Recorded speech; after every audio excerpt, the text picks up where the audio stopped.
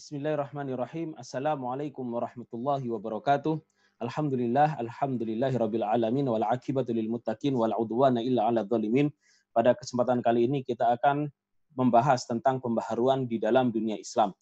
Baik, sebelum sebagai prolog bahwa umat Islam ya ketika masa abad pertengahan yang disebut oleh orang Eropa sebagai the Dark Age atau masa di mana mereka terbelakang dan ternistakan hidupnya. Sedangkan pada masa itu dunia Islam merupakan the Golden Age atau di mana di situ umat Islam hidup justru pada masa keemasannya dan ini sangat berbeda sekali. Namun pada abad ke-18, 19 hingga abad ke-20 ini secara signifikan perlahan namun pasti umat Islam mengalami kemundurannya. Nah,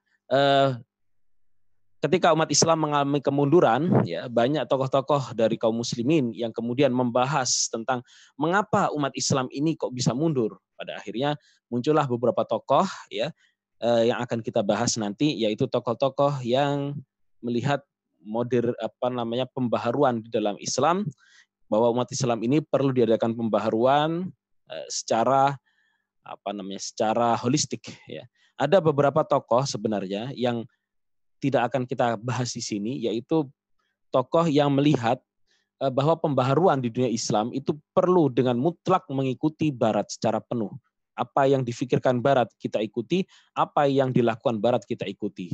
Contoh yang paling kita tahu, ya tokoh yang melakukan hal tersebut diantaranya adalah Mustafa Kemal Atatürk. Ya. Nah, sebelum kita masuk ke dalam pembahasan tokoh-tokoh itu, kita akan membahas ya terlebih dahulu tentang definisi dari pembaharuan. Ya, pertama pembaharuan, ya konsep pembaharuan dalam Islam itu dalam bahasa Arab disebut tajdid, ya disebut tajdid. Nah, namun pada berikutnya perkembangannya istilah itu menjadi mengkristal, ya. Kemudian berkembang, ada istilah yang disebut dengan tajrid, ada istilah yang disebut dengan tajdid. Tajrid artinya di situ adalah purifikasi atau pemurnian ajaran Islam dari takhayul, khurafat, dan bid'ah. Apa itu takhayul? Takhayul itu sesuatu yang Anda imajinasikan seolah-olah itu benar, padahal itu tidak benar. Misalkan Anda melihat di situ ada kuntilanak, ada tuyul, dan lain-lain, itu takhayul. Ya. Sedangkan khurafat ini berbeda lagi, yaitu sesuatu yang seolah-olah benar tapi sebenarnya salah sama sekali. Misalkan Anda melakukan pernikahan menggunakan perhitungan, nah itu khurafat, penyimpangan gitu. Ya. Kemudian masalah bid'ah, yaitu penambahan di dalam agama yang tidak ada dasarnya di dalam Al-Quran dan As-Sunnah, yang sesuatu yang baru sama sekali. Purifikasi atau pemurnian ajaran Islam ini khusus dalam urusan agama saja, yaitu masalah akidah, ibadah, muamalah, dan akhlak. Kemudian tajdid artinya pembaharuan dan modernisasi pada permasalahan yang terkait dengan kemajuan kehidupan dunia, semisal teknologi dan penemuan ilmu pengetahuan. Ya, kita perlu membedakan antara urusan agama dan urusan dunia. Bagaimana kita membedakannya? Misalkan dalam bidang muamalah yang sering sekali kita temukan adanya perbedaan, misalkan dalam masalah penggunaan uang kertas. Nah, dulu pengguna uang itu tidak digunakan uang kertas, tetapi yang digunakan adalah uang logam. Ya. Sedangkan uang kertas ini ditemukan belakangan. Tetapi di dalam Islam, penggunaan uang kertas maupun penggunaan uang emas itu tidak ada masalah sama sekali. Ya, yang menjadi permasalahan adalah jika terjadi adanya penipuan. Nah, itu masalah di dalam umat Islam. Jika terjadi adanya kesalahan pencurian, perampokan, itu yang salah. Baik. Berikutnya ada sebuah hadis, ya. Hadis ini akan memberikan gambaran kepada kita terkait tentang bagaimana itu konsep dasar dari tajrid dan tajdid di dalam Islam. Baik, yang pertama, adalah sebuah hadis an Anas radhiyallahu anna Rasulullah sallallahu alaihi wasallam marra biqaumin yalqihuna nikhala, ya. Nikhal, ya. Suatu ketika dari Anas radhiyallahu taala anhu bahwa Rasulullah SAW berjalan pada suatu kaum yalqihuna, mereka mengkawinkan anikhal, yaitu kurma-kurma. Kemudian Rasulullah berkata, "Lalam taf'alu la saluha." Kalau kalian tidak melakukan perkawinan itu, maka kurma kalian akan menjadi bagus. Qala, kemudian Anas berkata, fa kharaja sison. Kemudian muncullah jenis kurma yang jelek, ya, tamran radian. Ya. Famarra bihim, kemudian mereka berjalan atau menuju kepada Rasulullah, faqala mali nikhlakum. Kenapa? Apa yang terjadi pada kurma kalian? Faqalu, kemudian mereka berkata, qul takadza wa kadza. Engkau berkata seperti ini wahai Rasulullah. Qala, kemudian Rasulullah SAW bersabda, antum a'lamu bi umuri dunyakum. Kalian lebih memahami permasalahan agama kalian. Ini menunjukkan bahwa ada hal-hal yang di situ menjadi masalah dunia, ada yang menjadi masalah akhirat, ya. Ketika misalkan di dalam transaksi jual beli yang namanya orang memberikan uang, ya, dengan menggunakan uang kertas atau uang logam atau uang emas sekalipun, kalau dia dilakukan dengan jujur sesuai dengan kontrak yang ada, maka itu benar, ya, maka itu sah. Tetapi, ya, kalau misalkan walaupun transaksinya menggunakan uang emas, namun di situ terjadi penipuan, di situ tidak sesuai dengan perjanjian, tidak sesuai dengan kontrak, maka Anda berhak untuk melakukan, maka itu apa? Anda berhak untuk maka itu tidak sesuai dengan syariat Islam, itu ditolak oleh Islam. Ya, itu masalah agama. Oleh karena itu, kemudian ada hadis yang kedua, innallaha yab'atsu li hadhil ummah. Allah telah mengutus bagi umat ini ala ra'si kulli mi'ati sana, di setiap awal 100 tahun, mayujaddidu laha dinaha, yaitu mereka atau seseorang yang memperbaharui agama Islam. Jadi konsep awal dari pembaharuan dalam Islam itu istilah yang digunakan adalah tajdid. Namun yaitu dari kata jaddada yujaddidu tajdidan. Kemudian istilah itu berkembang menjadi apa namanya? Ada tajrid yang artinya purifikasi dan tajdid yang artinya modernisasi. Baik, berikutnya ini adalah tokoh-tokoh tajrid yang akan kita bahas, ya.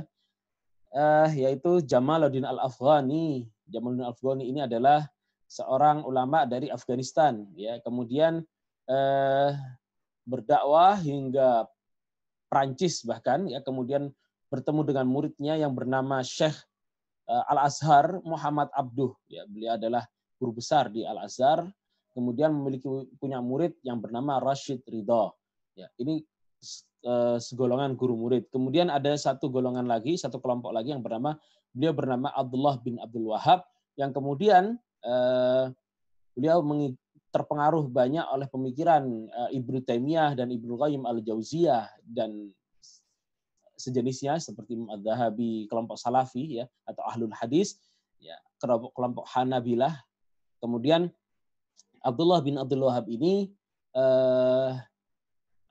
madhabnya di kemudian hari dikenal dengan istilah Wahabi, ya. Walaupun mereka tidak menyukai istilah itu, mereka lebih menyukai disebut sebagai ahlul hadis, yaitu orang yang berpegang teguh kepada hadis. Namun yang coba saya bahas di sini adalah kelompok umat Islam, ya, atau beberapa pemikiran umat Islam yang masih pada koridor ahlus sunnah wal jamaah, yaitu orang yang berpegang teguh kepada sunnah Nabi dan mengikuti mayoritas pendapat sahabat tabi'in dan para ulama seluruhnya. Ulama yang saleh tentunya. Baik, yang pertama adalah Jamaluddin Al-Afghani. Ya. Pertama Jamaluddin Al-Afghani, itu tadi sedikit kesalahan. Ya, Jamaluddin Al-Afghani ini beliau dari Afghanistan, ya, kemudian ke India, kemudian ke Mesir, dan kemudian ke Paris, Suriah, dan lain-lain. Beliau seorang yang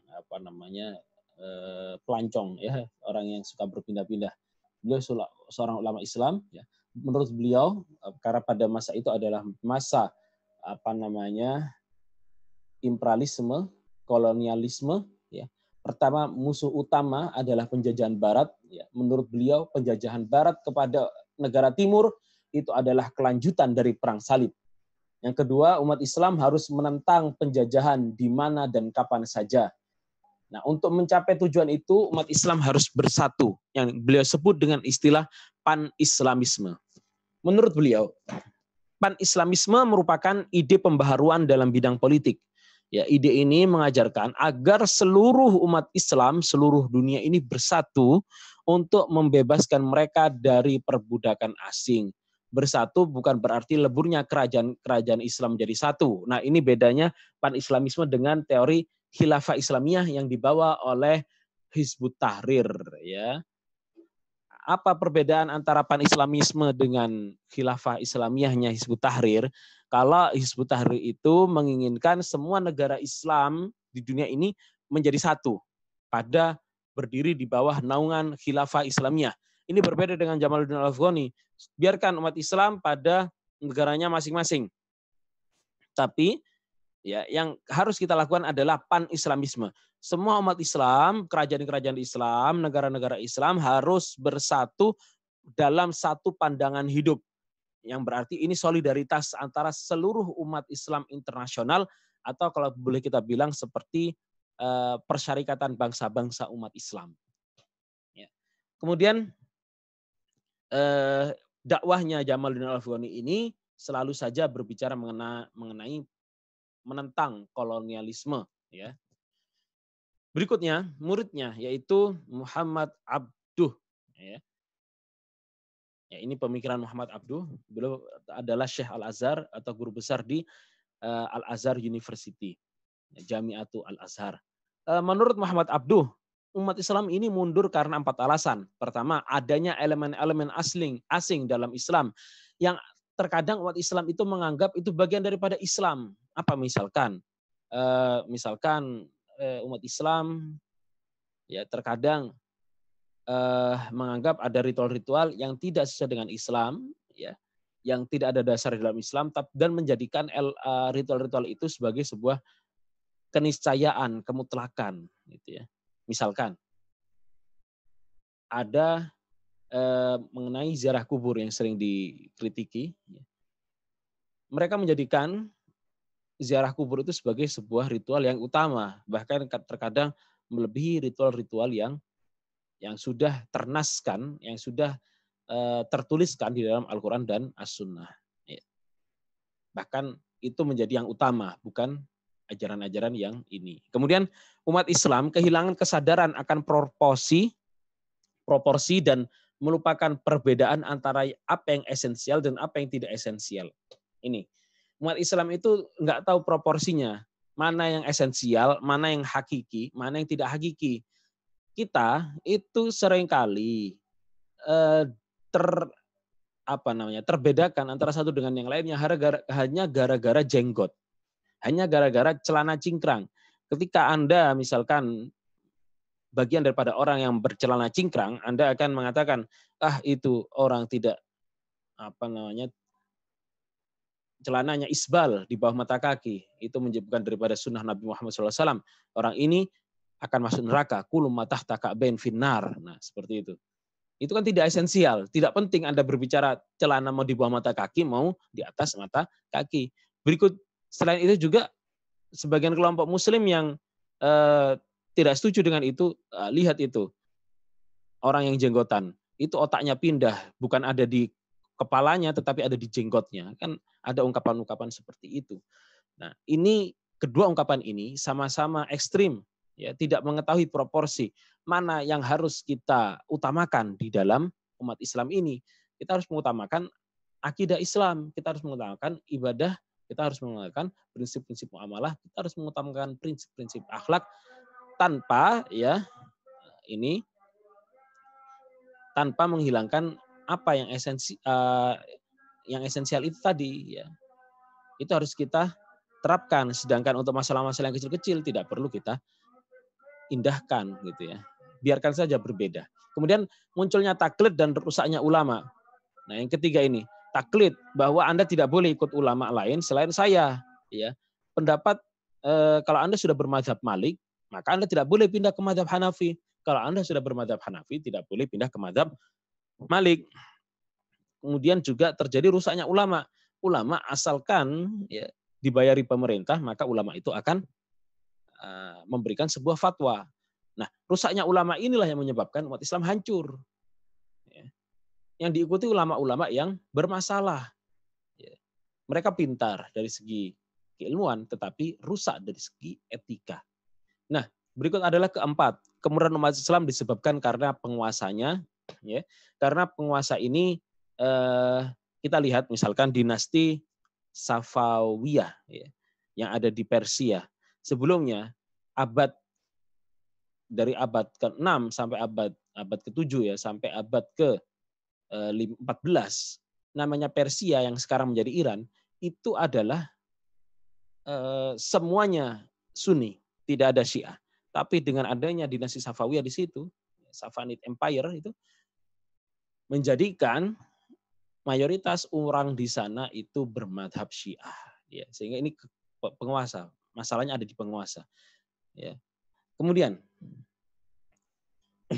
caranya, bagaimana cara kita untuk mengatasi permasalahan umat ini?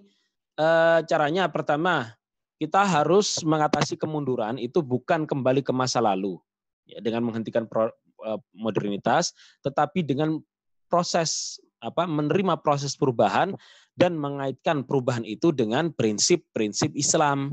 Jadi jangan sampai Anda mengatakan, saya nggak mau haji naik pesawat, itu tidak Islami. Yang Islami itu ya jalan kaki atau naik onta atau naik kuda. Akhirnya Anda naik kuda ke Arab Saudi. Itu kan namanya aneh ya. Karena kenapa? Kalau Anda waras tentunya Anda tidak mungkin ke Arab Saudi menggunakan onta. Ya, itu perubahan hidup, globalisasi. Tapi masalah HP juga, saya nggak mau HP ini tidak jadul, ya, tidak benar ada HP ini. Ini tidak ada di zaman Rasulullah Shallallahu Alaihi Wasallam. Apa yang ada di zaman Rasulullah SAW? Ya surat. Jadi Anda berkirim pesan kepada teman Anda masih menggunakan surat melalui jalur pos. Itu kan stres ya. Oleh karena itu Islam itu punya prinsip pembatasan. Ia memungkinkan Muslim untuk membedakan mana yang baik, mana yang buruk, ya di semua perubahan yang ada. Walaupun kehidupan dunia ini berubah karena adanya kecanggihan teknologi, tetapi semua itu ada prinsip pembatasan di dalam Islam. Anda menggunakan HP ini bisa untuk ngaji, Anda bisa gunakan untuk membaca kitab, Anda bisa menggunakan untuk belajar, tapi dari HP Anda juga bisa menipu orang. Oleh karena itu, pertama, mengungkapkan apa Islam yang sebenarnya. Seperti apa sih Islam itu? Kedua, mempertimbangkan implikasi-implikasi Islam bagi masyarakat modern. Ini tugas kaum muslimin. Kita harus sadar, seperti apa sih Islam sebenarnya? Kita harus natasa'al, bertanya-tanya terus-menerus, seperti apa Islam? Sehingga kita tidak keluar daripada Islam yang salah atau menuju kepada Islam yang salah. Kemudian kita harus mempertimbangkan implikasi-implikasi Islam bagi teknologi, bagi ekonomi, bagi politik, bagi sosial dan budaya. Baik, berikutnya seorang tokoh ini sebelum masuk ke tokoh berikutnya, ini adalah sebuah majalah yang ditulis oleh guru murid. Ya, kalau Anda lihat di sebelah ini, ya sebelah sini, ini ada muharrirah Syekh Muhammad Abduh, yaitu yang menulis atau pencetak ya, itu namanya Syekh Muhammad Abduh. Kemudian Limudiri Siasatiyah yang sebelah sini, Syed Jamaluddin Al-Afghani. Judul majalahnya adalah Al-Urwatul Wuthqah. Al-Urwah itu artinya ikatan, Al-Wuthqah itu kuat. Dan fisomalaha yang tidak akan terputus. Sesuai dengan sebuah ayat ya, setelah ayat kursi. La ikraha fiddin qad tabayyana rusydu minal ghayyi. Tidak ada paksaan dalam agama, sungguh telah jelas mana yang benar dan mana yang salah gitu ya. Wa may yakfur bit taghut wa yu'min billah. Barang siapa yang mengingkari taghut dan kemudian dia beriman kepada Allah, faqad istamsaka, sungguh dia telah berpegang teguh kepada al-urwatil wuthqa, sebuah ikatan yang sangat kuat yang tidak akan pernah putus. Ini kemudian menginspirasi sebuah majalah yang berbicara tentang pembaharuan, tentang tajrid di dalam dunia Islam. Ini adalah majalah Al-Urwatul Wuthqa. Apakah saya bisa membacanya? Bisa, tapi dalam bahasa Arab. Nggak tahu sudah diterjemahkan atau belum. Ya. Anda bisa cari, mungkin sudah diterjemahkan. Baik, berikutnya. Nah, ini. Sebagaimana yang saya sebutkan tadi, bahwa Muhammad Abduh memiliki murid. Ya, Syekh Muhammad Abduh memiliki murid, yaitu yang bernama Sayyid Muhammad Rashid Ridha. Ini ada sebuah tafsir, yaitu tafsir Al-Manar. Ini ya, yang merupakan, ini Anda baca keterangan setelah tafsir, ya, Tafsirul Hakim Al-Musamma, ya, Tafsirul Hakim Al-Musamma, Tafsirul Manar. Kemudian ada tulisan kecil di bawahnya itu, hadza huwa tafsirul wahidul jami' baina sahihil ma'thur wa sarihil ma'qul alladzi yubayyin hukm tasyri'. Ini adalah sebuah tafsir, satu-satunya tafsir, ya, yang mengumpulkan antara kebenaran dari teks, ya, teks Al-Quran yang dinukil dari Al-Quran dan hadis, wasarihil ma'kul, dan sesuatu yang sudah jelas secara akal, alladzi yubayyinu hukm tasyri', yang menjelaskan tentang hukum syariat, apa ini? Wasunanillah fil insan, dan sunnah Allah dalam manusia, wa qul Qur'an hidayatal lil bashar, dan Al-Quran merupakan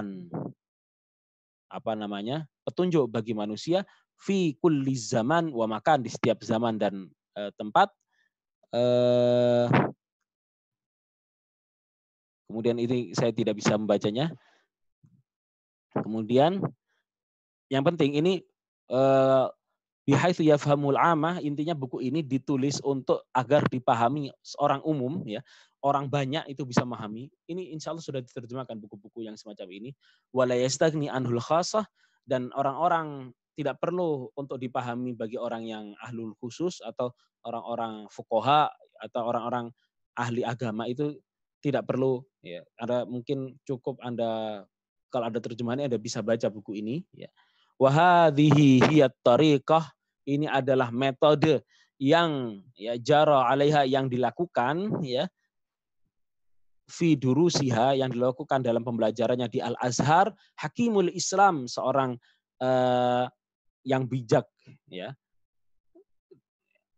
Hakimul Islam, ya, seorang bijak dari orang muslim, ya, Al-Ustadz Al-Imam, yaitu yang bernama Syekh Muhammad Abduh, ya. Tu'aidu Sayyid Muhammad Rashid Ridho, kemudian ditulis ulang oleh Muhammad Rashid Ridho. Ini adalah seorang tokoh, ya, murid dari Muhammad Abduh yang sangat luar biasa sekali, penulis tafsir Al-Manar. Nah, Syekh Rashid Ridho ini, menurut beliau, umat Islam ini lemah karena mereka tidak lagi mengamalkan ajaran-ajaran Islam yang murni. Masalah ibadah tidak bisa berkembang. Maka karena itu, karena gini, ada sebagian kelompok tasawuf, ya, yang sesat, bahkan itu kalau di Aceh dulu pada abad ke-15 ada yang disebut dengan Salik Buta. Salik Buta ini berpendapat bahwa saya ini sudah wahdah, sudah menyatu kepada Allah Subhanahu wa taala, maka karena saya sudah menyatu kepada Allah, maka saya Allah. Karena saya Allah, maka syariat atau taklif sudah tidak lagi berlaku pada saya, kan gitu. Nah, ini adalah kelompok orang yang tidak mengamalkan ajaran Islam secara murni. Kalau murni seperti apa? Tentunya dia tetap melaksanakan syariat Islam apapun yang terjadi. Oleh karenanya, ada beberapa prinsip dasar, ya, yang ditetapkan oleh Rashid Ridho, diantaranya adalah masalah ibadah tidak bisa berkembang. Anda tidak boleh menambah-nambah sholat subuh menjadi 3, sholat wajib itu menjadi 6, tidak bisa, ya. Ya tetap 5 itu. Kecuali nanti mazhab Hanafi ada menjadikan sholat witir sebagai sholat wajib. Untuk masalah syariat, dasar prinsipnya itu telah diberikan dasar seperti keadilan, persamaan, ya.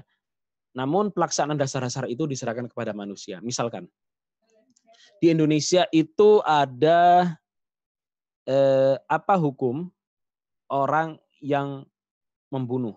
Dalam ajaran Islam, orang yang membunuh dengan sengaja dibunuh. Dari hukum Indonesia juga sama, orang yang membunuh dengan sengaja dibunuh. Apa hukumnya misalkan? Seorang yang selingkuh padahal dia sudah menikah atau berzina padahal sudah menikah.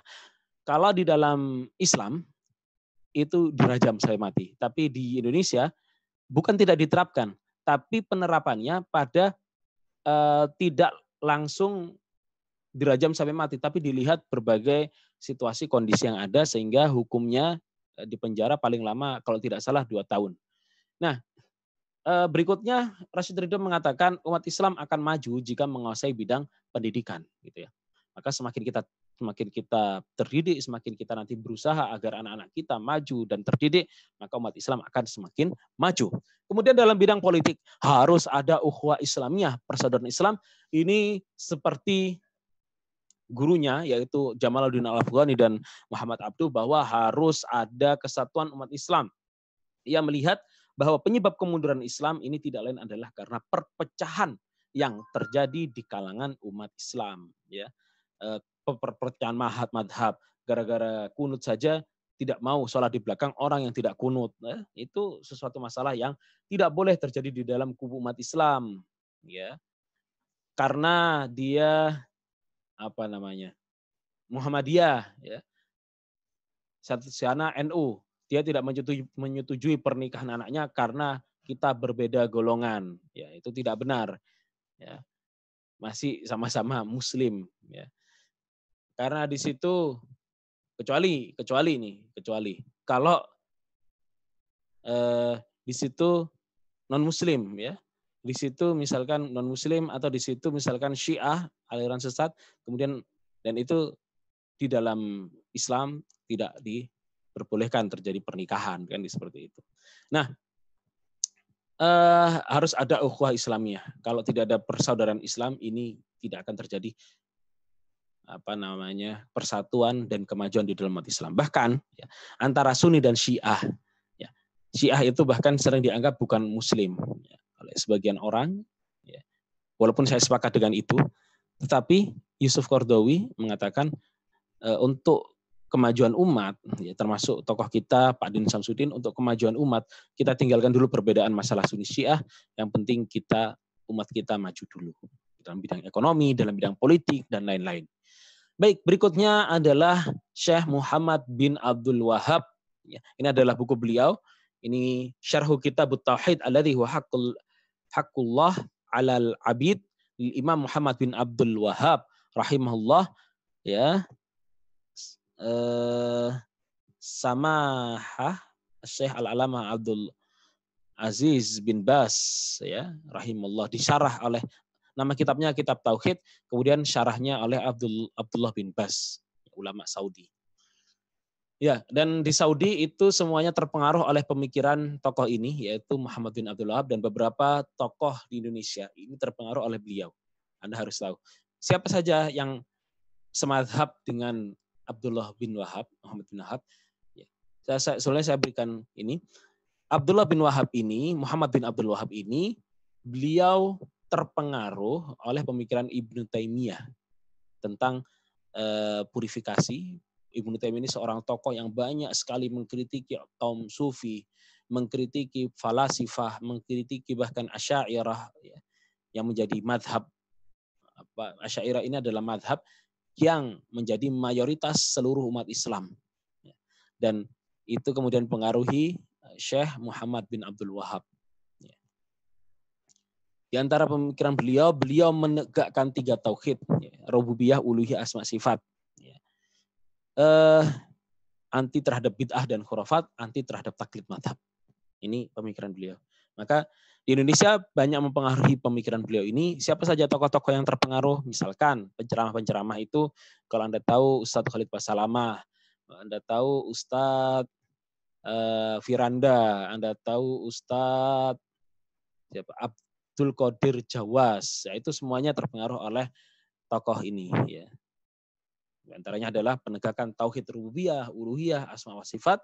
anti sekali pada bid'ah dan khurafat. Tahayul juga termasuk di situ, anti pada taklid madhab. Ya. Overall, kesimpulannya, tokoh-tokoh itu berusaha mengembalikan Islam pada ajaran yang murni, yang masih pure, ya, yang masih asli. Ya. Menolak taklid madhab, ya, kita bisa keluar berijtihad loncat madhab, kita bisa jadi ini menunjukkan bahwa pintu ijtihad, ya ini saya sampaikan di akhir, menunjukkan dengan menolak taklid ini menunjukkan bahwa pintu ijtihad itu tidak ditutup sehingga umat Islam mampu untuk melakukan, ya,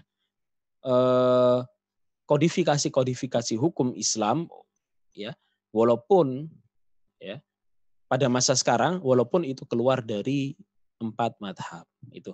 Kemudian pemikiran mereka semuanya menolak bentuk tahayul bid'ah khurafat dan mereka mengatakan itu semua merupakan sebab utama kemunduran umat Islam. Kemudian mereka untuk maju, umat Islam agar maju dalam teknologi, dan mereka semua mendorong kesatuan umat Islam. Sekian dari saya. Wa akhirul kalam. Wassalamualaikum warahmatullahi wabarakatuh.